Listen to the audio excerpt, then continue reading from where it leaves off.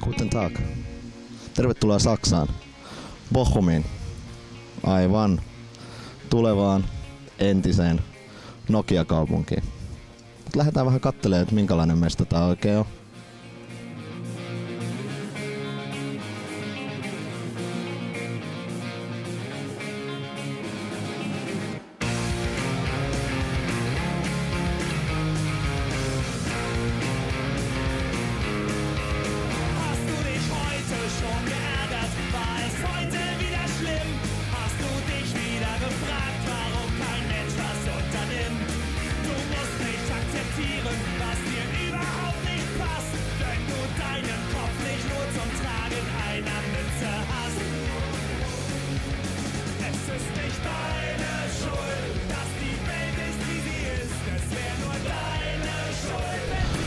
Bochum sijaitsee aika hyvällä paikalla.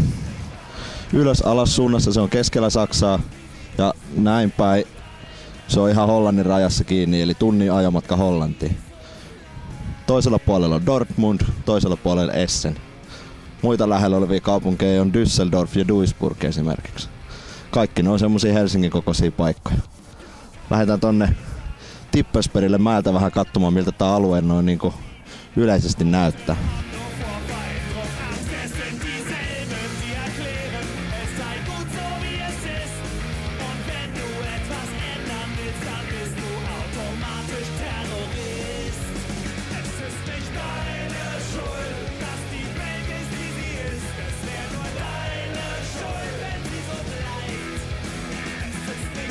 Bochum sijaitsee keskellä kuuluisaa Ruhrin teollisuusaluetta ja kaupungissa on vähän alle 400 000 asukasta.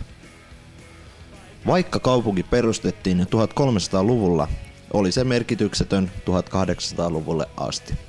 Tällöin Saksa alkoi teollistua ja Bochum kasvaa. Kasvu johtui kaupungin hiilikaivoksista ja sen mukana tulleesta terästeollisuudesta. Bochumin väkiluku kymmenkertaistui 1800-luvun puolivälin jälkeen aina 1900-luvulle tultaessa. Kaivostoiminta toi alueelle paljon työvoimaa esimerkiksi Puolasta ja Turkista. Hiilikaivokset kuitenkin jouduttiin sulkemaan 60-luvulla. Kaupungin suurin työnantaja on Opel, mutta hyvänä kakkosena tulee Nokia, joka tosin lopettaa toimintansa kaupungissa vuoden 2008 aikana.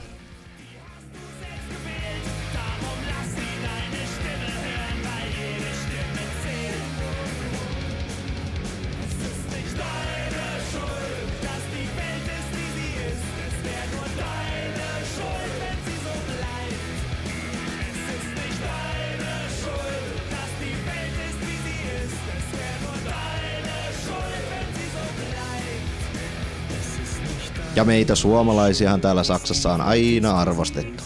Niin se on myös täällä Bochumissa.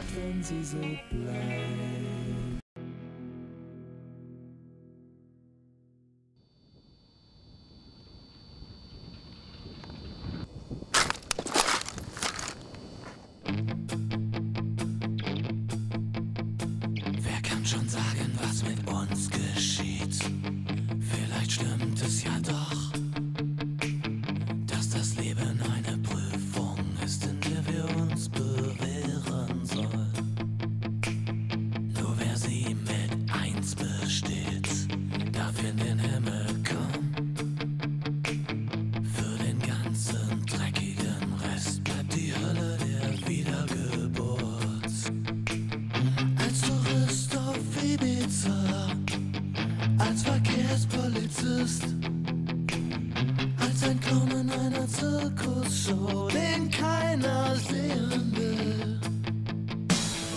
Kaupungissa sijaitsee myös Saksan kaivosmuseo, Deutsches Bergbaumuseum.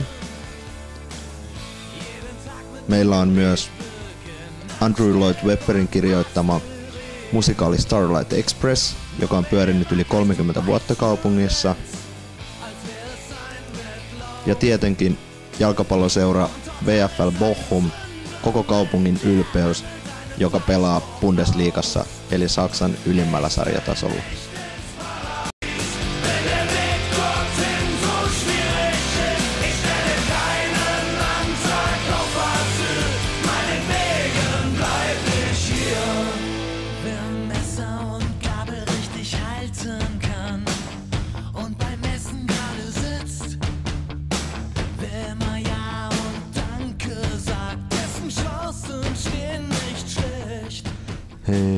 Meillä on täällä ihan oikea järvi. Tai ei toi kyllä oo oikea järvi. Mikäli ei padottu lätäkkö tosta Ruuhinjoesta.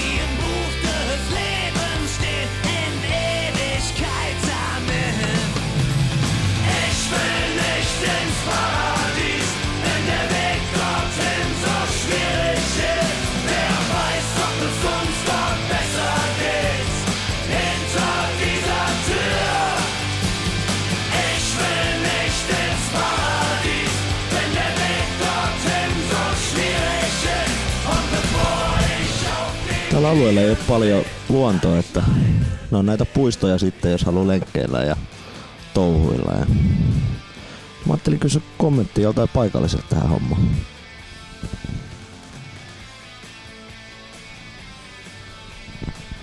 Ei täällä oo ketään. Mä lähden menee. Taisi olla Seppo Retu oikeassa.